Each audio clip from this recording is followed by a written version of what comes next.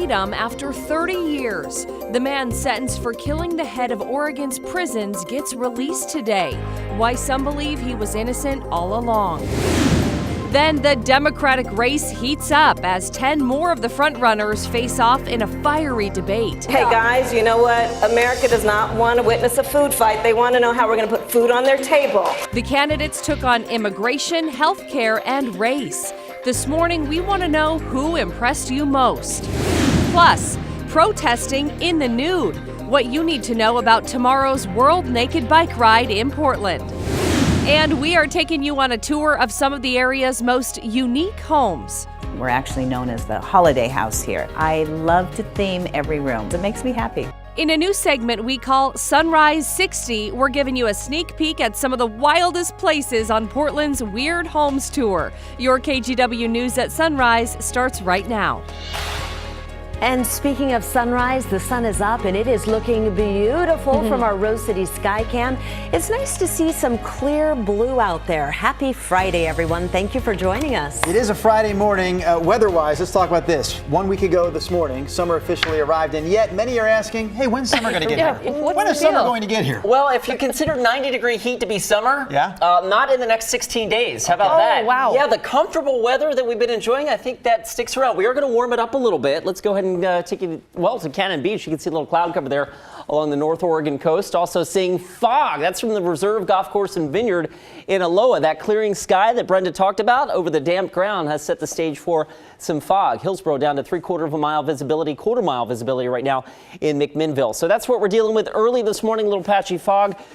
We still have a shower threat this afternoon, but not as widespread, not as numerous as yesterday with highs in the lower 70s. We warm it up a little more heading into the weekend. We'll check that out in a minute. First, Lacey with your traffic. Thank you, Chris. And it's actually not too bad of a commute. We'll show you on the map what we're talking about. Mostly green, some minor congestion on I-84, but we're still looking good up in Vancouver on I-5 southbound. Some minor congestion right here as you try to cross the interstate bridge, but it's not really slowing you down much at all. So again, some minor break tapping on I-84 about 82nd to 60th. And then again, as you approach that I-5 split, but we're still looking pretty good over on Highway 26. Just some minor break tapping on the top of the Sylvan Hill. Drew?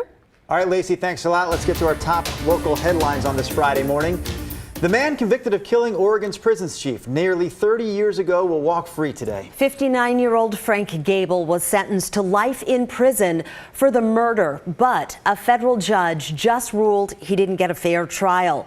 KGW's Tim Gordon has more on Gable's release. Tim, this is the day that he has been waiting for a long time. For a very long time, Brenda. You know, Gable has always maintained his innocence, and the victim's own brothers always thought he didn't do it, so they also really support this ruling. Now, it's a big day for Frank Gable. The 59-year-old will walk out of a Kansas prison today. He was moved there several years ago so he could be closer to his ailing sister. Well, Gable got a life sentence for the murder of Oregon's prison chief, Michael Franke. Franke was 42 when he was stabbed to death outside the Department of Corrections headquarters back in 1989. Investigators arrested Gable a year later, and he was convicted of the murder, but it turns out another man confessed to the killing, and prosecutors disregarded it. In an interview with KGW shortly after his arrest years ago, Gable said he thought he was framed. I believe that I walked into a complicated drug ring and really don't know how complicated it was until now. And you think maybe that drug ring had something to do with Franke's murder? I believe so, yeah. Now, fast forward to this week, U.S. Magistrate Judge John Villacosta ruled that Gable's rights were violated. Michael Franke's brother, Patrick, told us by phone it's about time. He's had a terrible life for the last 29 years. They're going to have to pay a lot of reparations to Frank Gable at some point, I hope. Says that Gable has always maintained a positive attitude, and he's certainly looking forward to his freedom. But it's also important to note the state of Oregon is appealing this ruling, so it's possible Gable could end up back in prison. Guys, back to you. Let's get to the latest now on the showdown in Salem. Oregon's legislative session ends on Sunday, and 9 days after they fled the Capitol, Republican senators are still a no-show. Their walkout is over the cap-and-trade bill, which Democrats say is now dead. Democrats want their colleagues to return so they can vote on more than 100 bills still in limbo. But without the Republicans, there is no quorum, which means no votes can happen. Republican Senator Tim Knopp says they need a deal with Democrats before they come back. We are hoping for a negotiated settlement that's bipartisan, bicameral, and optimistic that that's going to happen in the next few days. Governor Kate Brown says if the Republicans don't return, she will call for a special session next week. Meanwhile, people supporting the Republicans rallied outside the Capitol yesterday. One of those protesters started a GoFundMe campaign for the GOP senators that's raised now more than $43,000. That money goes towards paying the senators' fines because they have to pay $500 for every session they miss. Now, an employee at the Department of Human Services is calling for the State Ethics Commission to investigate those donations as a possible campaign finance law violation. GoFundMe is not releasing the funds now to the woman who started the page. She is now asking people to send donations to the Stand With Our Senators Political Action Committee.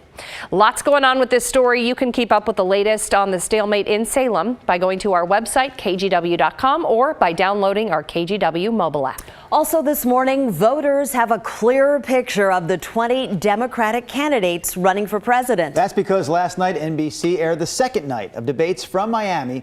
NBC's Sarah Doloff joins us now live from Miami with more on the debates. Good morning, Sarah. Well, good morning, Drew and Brenda. Last night, we saw the candidates come together as far as uniting behind the issues they think need fixed. But as for their solutions, well, there's a divide. For a second night, this stage, the center of the political world. The final 10 Democratic candidates facing off on universal health care. Health care, in my view, is a human right. And we have got to pass a Medicare for all single-payer system. The quickest, fastest way to do it is build on Obamacare. I believe we need to get to universal health care as a right and not a privilege to single payer. Touching on immigration. If you forcibly take a child from their parents' arms, you are kidnapping them. And if you take a lot of children and you put them in a detainment center, thus inflicting chronic trauma upon them, that's called child abuse. And guns. We must be a country who loves our children more than we love our guns.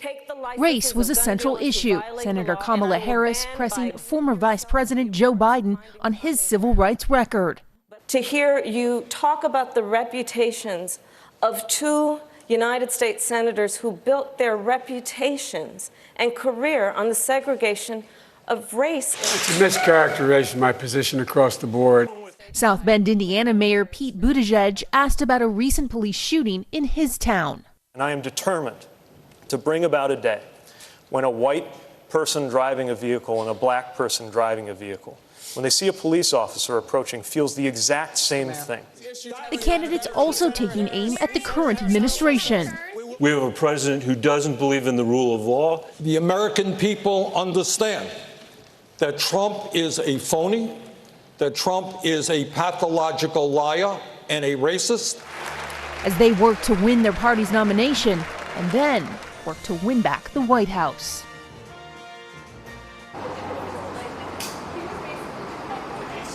So who's likely to see a big bounce on this coming out of the debates? Well, Senator Kamala Harris and Senator Elizabeth Warren both receiving wide praise for their performances during their respective nights. Brenda and Drew, back to you. All right, Sarah Doloff joining us live from Miami. Thank you much. Now it's time to hear from our viewers. You'll remember if you were watching yesterday morning, we asked who impressed you in the first debate. Now we want to know who you like the second time around up there on the stage last night. Let us know by going to kgw.com/vote or by clicking on the viewer voice tab in our KGW News app. All right, we just opened up that poll, so plenty of time to sway those numbers one way or the other. The Today Show, meanwhile, will have complete coverage on last night's debate later this morning. The Today Show, of course, gets going at 7 o'clock right after sunrise. Let's get to some more national headlines in your morning rush. Democratic leaders in the U.S. House are giving up their emergency funding bill for migrants and giving final passage instead to the Senate's version. The bipartisan measure contains $4.6 billion, mostly to care for migrants. This version uses more money for border security, though, than the House bill. On the final day of its term, the Supreme Court ruled against adding a citizenship question to the 2020 census. In response, President Trump is calling for the census to be delayed. This ruling is a win for 17 states who sued over it, calling the question an attempt to suppress responses from immigrants. The High Court also ruled against a challenge to gerrymandering in North Carolina and Maryland. Gerrymandering is when state legislatures redraw voting maps, with the party in power often trying to gain an electoral advantage. The court says the decision over this issue should be handled by the states. Today marks the 50th anniversary of the Stonewall riots in New York City. In 1969, police raided the Stonewall Inn, which was known as a hangout for the gay community. The raid sparked weeks of protests, and 1 year later, the first gay pride marches happened in major cities around the country, leading June to become Pride Month. And the U.S. women's national team getting ready to take on the host country at the World Cup. We play France today at noon in the quarterfinals. Yesterday, the U.S. team practiced amid a heat wave that's been scorching Western and Central Europe. Temps today for today's match expected to hit in the high 90s. Wow. If the U.S. women win, they will play England this Sunday. That is your morning rush. You know, 90s don't seem that hot, but when you're playing soccer in that, oh my gosh, totally different. Back and forth, exerting yourself in that heat? Oh, it's a little different story. Especially it's always hotter down on the field too, right? Keep in mind, they're in good shape. Well, that's also true. Better than us. That's true. We would still pass hot. out and die.